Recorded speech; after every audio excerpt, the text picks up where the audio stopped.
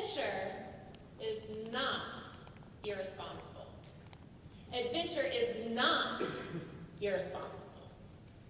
When I was 21 years old, I graduated from college and I was immediately offered a job. But I turned the job down because my plan was to hike the Appalachian Trail. And when I told my would-be employer of that decision, he looked at me and he said, "You need to seriously think about what it is that you're running away from." Running away? This was the first time in my life when I felt like I was going in the direction that I wanted.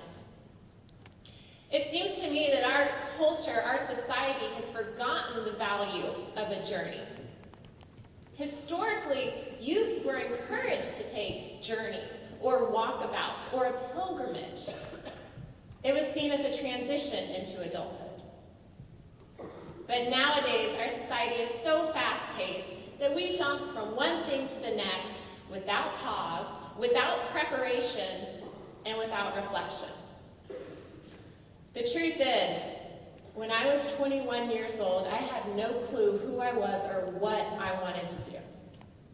And instead of starting a job I knew I wouldn't like or sinking 80 grand into a master's degree that I might not use, I decided to take some time and go try to find some answers. And I went looking for those answers on the Appalachian Trail.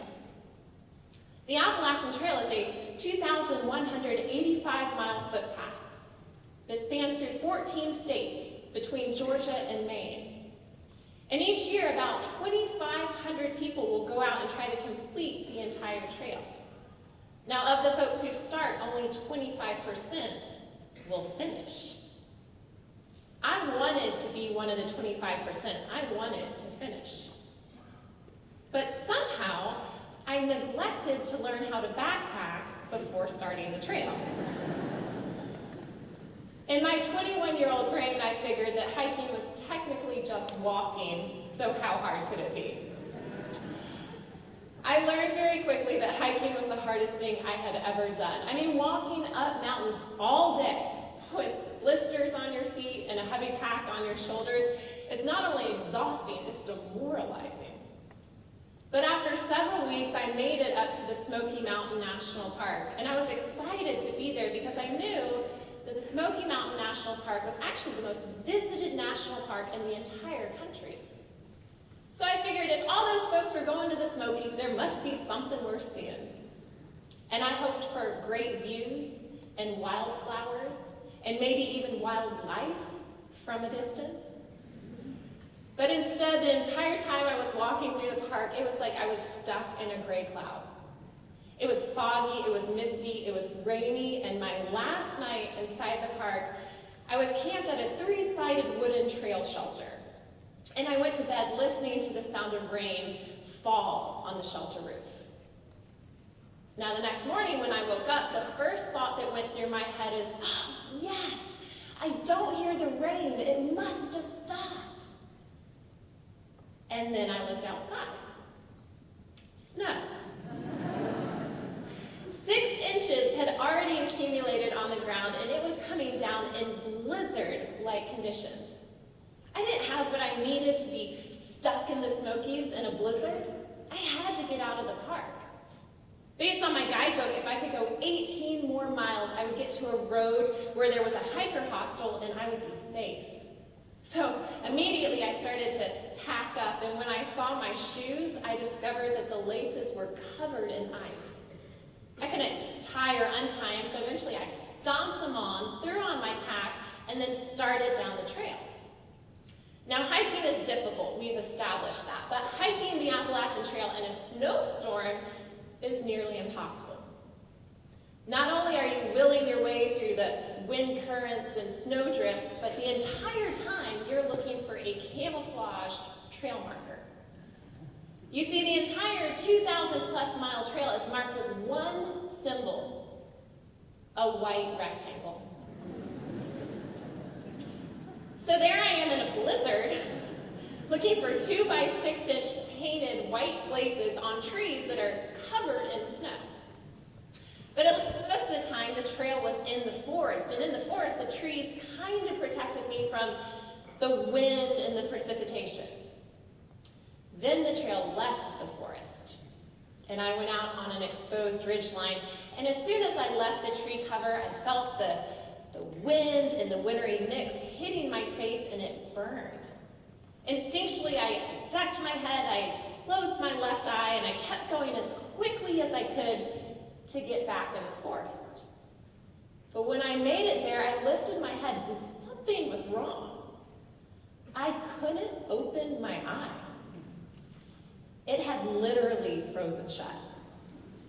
And I had to stand there and pick icicles off of my eyelashes. I had to wipe frozen crust from the corner of my eye until I could once again lift my eyelid, regain my sight, and keep hiking down the mountain.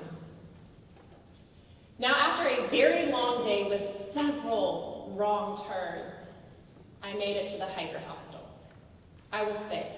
But that day, I learned what it felt like to be utterly lost and confused.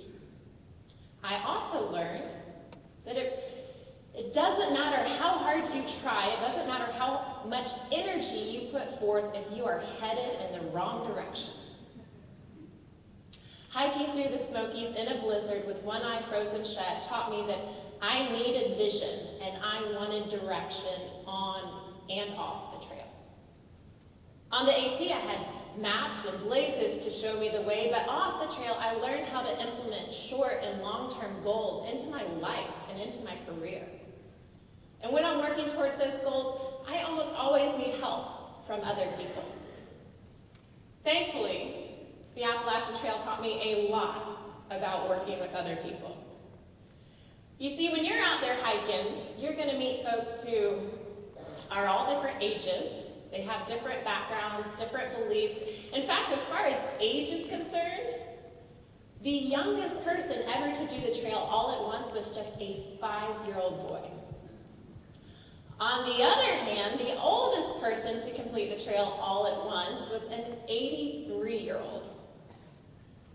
But within that range, the two main groups on the trail are folks right out of college and then individuals who have recently retired. Because those are the two times in life where you can go and take a 6-month hike. But I think it's more than just that. You see, adventure allows the young to feel competent. It teaches them the value of commitment. On the other hand, adventure allows the more mature members of society to feel capable. And it teaches them to remain flexible. It doesn't matter how old you are, you're never too young to set goals, and you're never too old to dream dreams. When I was out on the trail, I was relieved to meet other people my age and realize that they didn't have it all figured out either. But more than that, I was fortunate to spend a lot of time and a lot of miles with folks in their 50s, 60s, 70s, because they had a lifetime's worth of experience and knowledge. And on the trail, they had time to share their stories. The trail doesn't teach you to be a good listener. The trail forces you to be a good listener. Because without distractions, without homework, work commitments, TVs in the background, music blaring, cell phones going off, you get to know people really well, really quickly. And it occurred to me that everyone I met knew something that I didn't know and could do something that I couldn't do. Spending time with other people was a way of investing in myself. However, I will say, there was one time in Virginia when I met another hiker, and he was a young man around my age, and we walked and talked and had a really interesting conversation, but by the end of the day, I was prepared to head off on my own. And I used all my usual party methods, but nothing seemed to work.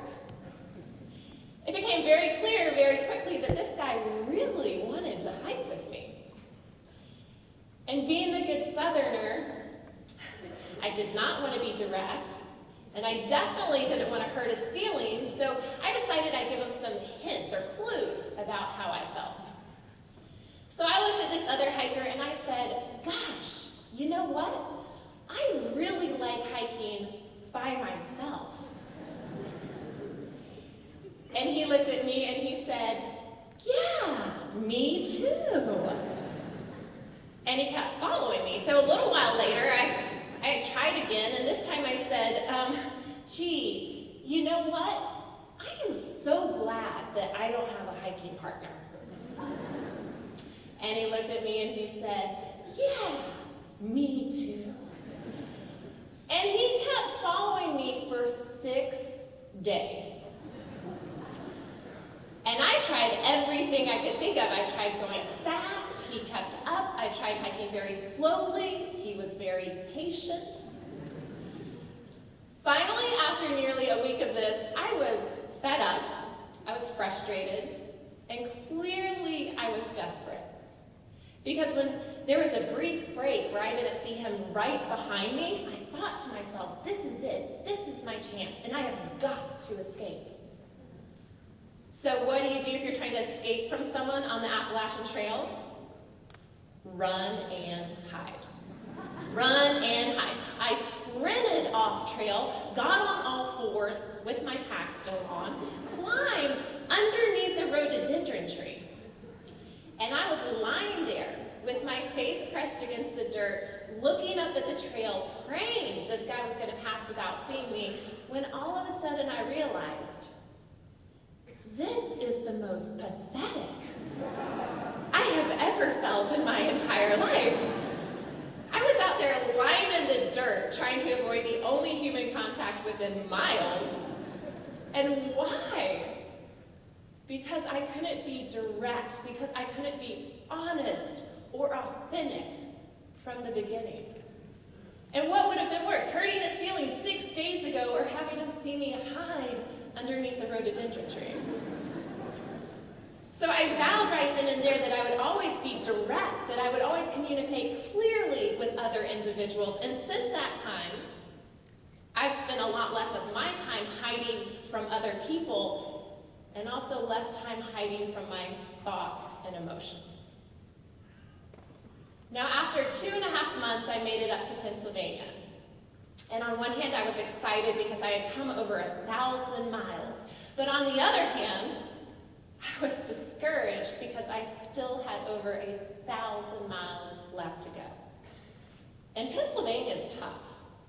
It's known for its rocks. It's like all the other states took all their rocks and just dumped them in Pennsylvania. So your feet hurt, because all day you're walking on sharp, jagged edges, but also your neck hurts, because you're forced to look down, hoping that you don't sprain an ankle. When I was in Pennsylvania, I told myself, things will get easier when you get out of the rocks. Things will get better when you get farther north. Then I got up to Massachusetts, and up until Massachusetts, I had only gotten 2 bug bites the entire trip. My first day in MA, I got 137 mosquito bites. And that was before discovering the biting black flies of northern New England, which are way worse than mosquitoes. Honestly, it took until Vermont.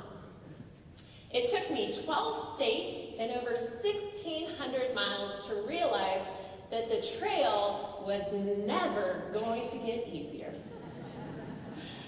The trail was innately difficult, and Mother Nature didn't owe me anything. The only thing I could change, the only thing I could control was myself. I couldn't change my environment, but I could control my response. And when I realized that, the trail did not get any easier, but I started to enjoy it a whole lot more. And after 5 months, I made it to the last mountain. And when I got there, I was a completely different person, but I liked the woman at the end a heck of a lot more than the girl who had started. Because of the trail, I now valued simplicity. I mean, I knew I could be happy and content with just the items I carried in a pack on my back. I now valued quality relationships. The trail was the first environment I had been a part of where the people who were the closest to me were extremely different from me. And that made life really fun and really interesting. But surprisingly, and I'm going to say surprisingly, because when I started the trail, I was terrified that I was going to be bored and lonely. But surprisingly, when it was over, I immediately longed for the silence and the solitude that I had discovered. But the thing I miss most of all doesn't seem to make sense, because I really missed how beautiful I felt on the trail. And that does not make sense, because when I was on the trail, I was filthy. I mean, I was covered in dirt and scrapes and bug bites and bruises. But for 5 months, I didn't have a mirror. And I also didn't have billboards or magazines or commercials telling me what I should look like. So I started to see myself in a whole new way. I started to see myself through my interactions with other hikers. So if I made someone else smile, that made me feel pretty. And growing up, I had always thought that nature was beautiful. But I had never seen myself as a part of nature. I had never seen myself as a part of all that beauty until I hiked the trail. And after walking over 2,000 miles, after hiking through 14 states, you better believe that I based my self-worth a whole lot less on how I looked and a whole lot more on what I could do. And the trail made me realize that I could do so much more than I once thought was possible. We can all do so much more than what we think is possible. Adventure is healthy. It's healthy for your hearts and your minds. Adventure is also an education. I guarantee you that adventure is responsible. And the good news is, adventure is waiting.